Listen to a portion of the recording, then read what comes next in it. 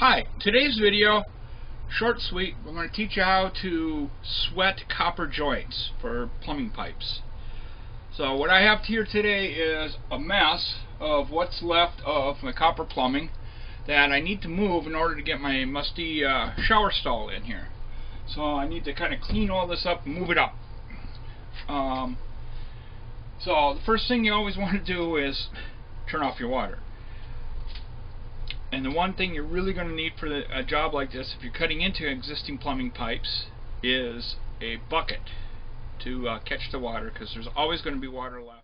So let's go ahead and start by cutting the pipes. I'm going to cut my pipes right about here. Now you back off.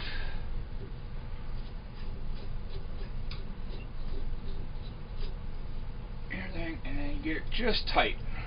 Alright? And when you do this, you want to pull it so this wheel's always trailing. So you go around.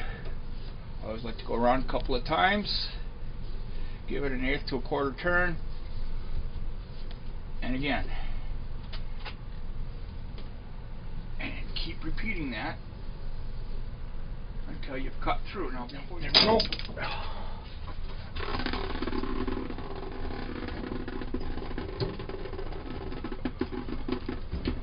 So,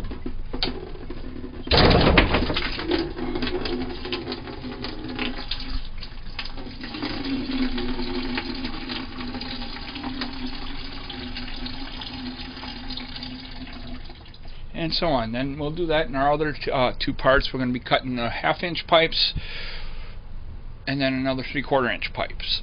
Then we'll back to show you how to reassemble it all.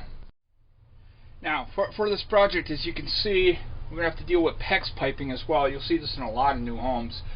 I like it. This is what I install anything new I do. Anyways, for right now, we're going to have to cut into it. What we want to do is we want to take our nice cutters with a very sharp blade. We want to make sure it's square to the end of the pipe. Otherwise, if we try to use the pipe later, it'll give us problems. It needs to be straight, and we can expect water to fly.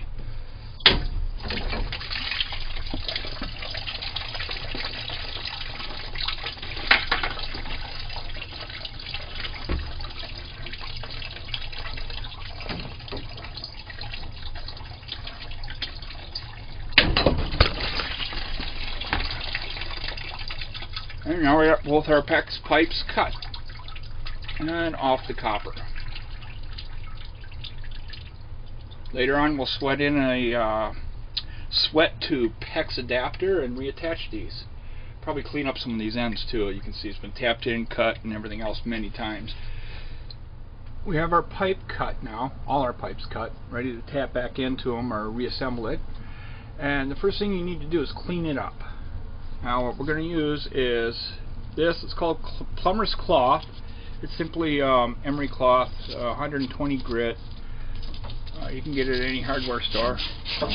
And simply need to wrap your hand around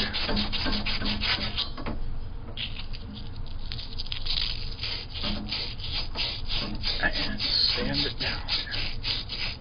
You want it nice and shiny. You want it completely cleaned.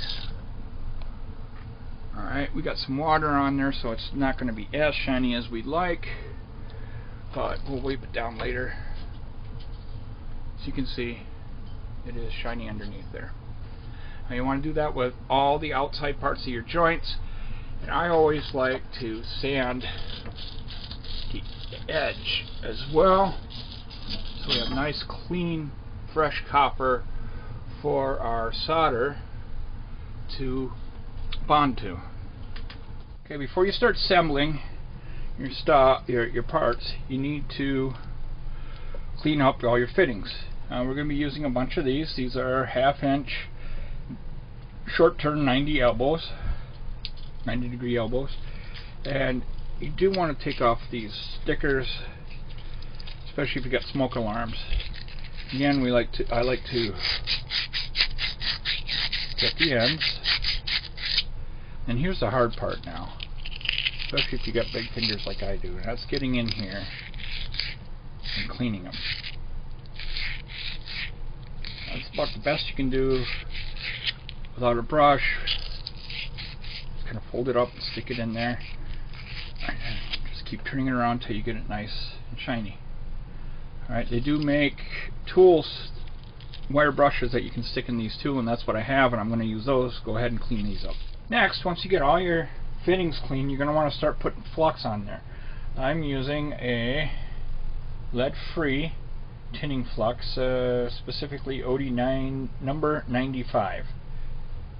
So it's lead-free. We don't want lead in our water, do we now? Alright, so get a nice clean brush. A lot of times the tinning stuff comes with it. But nice clean tinning brush, or flux, whatever you want to call it.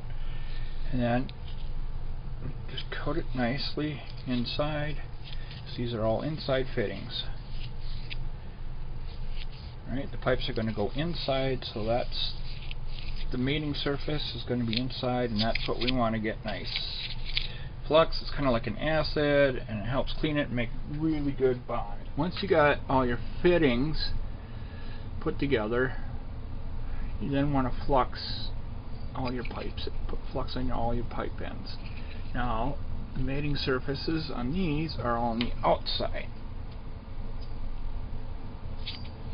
which can be really tricky sometimes to get to, but you want to make sure that they're coated nicely. Okay, I find it easiest to measure from one end of a fitting to the other end of the fitting, and then add what I need for my coupler. Now, as you can see, here, the fitting's going to go in about a ½ inch. There's very little flexibility, so you don't want to quite add ½ inch. But then you measure from your 2 points, and as you can see here, it's 26 3/4 inches. So then we'll cut our pipe, adding 7/8 of an inch, not a full inch. Like I say, measure twice, cut once. Once I was able to put the camera down, I remeasured, and I came up with a pipe length of 27 3/4, and that's what I cut. And you can see it's nice fit. Now you can also see here I put these little pieces of tin here to protect the wood, of which I'm going to be soldering near, or actually against in some cases. And you can also see that I dry fit everything, so it's put together, it fits. We got it all together, and we're going to solder it or sweat it together all as one piece. I'm just going to show you these two joints here though. So today, for melting the soldering, we're going to be using MAP gas. It usually comes in a yellow can. This brand happens to be Burnsmatic, and my torch here actually has a hose and a piece with a handle. I like that. The MAP gas burns hotter than propane. You can use propane, especially if you're not accustomed to doing this kind of stuff, because it will heat up slower and give you more time to react if there's a problem, just to think. So we're going to go ahead and light this and sweat this joint together. Okay, the other thing you want to do is you want to use a lead-free solder. I am using OD product. It's called Safe Flow lead-free solder. Pretty simple.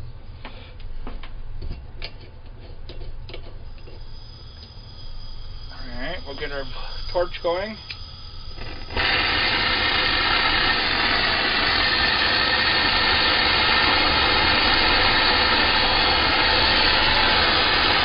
Hopefully you can hear me over the sound of the torch. Now I suppose I'll have to dub it later. Anyway, I'm going to go back here. You see I'm heating away from the joint. We're going to do this one first. Now solder, like the water as you can see, is drawn to the heat. So you want to heat it up.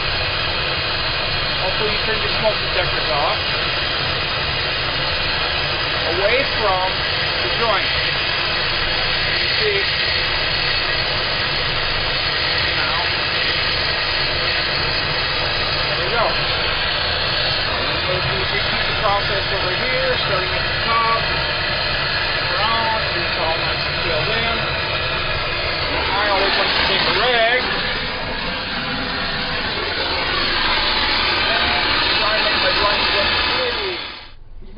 have to move them too much while the solder is cooling, because you could wreck your joints. There. We have one nice, pretty joint. I'll finish the rest. And that last bit of soldering, I don't know if you saw that some of the flux dripped on me, but you can see how quick that'll burn. So, word to the wise, be careful. Okay, there you have it. All reorganized and finished. Now, all I have to do is connect it back up to the PEX system. Short, sweet video on how to sweat copper joints.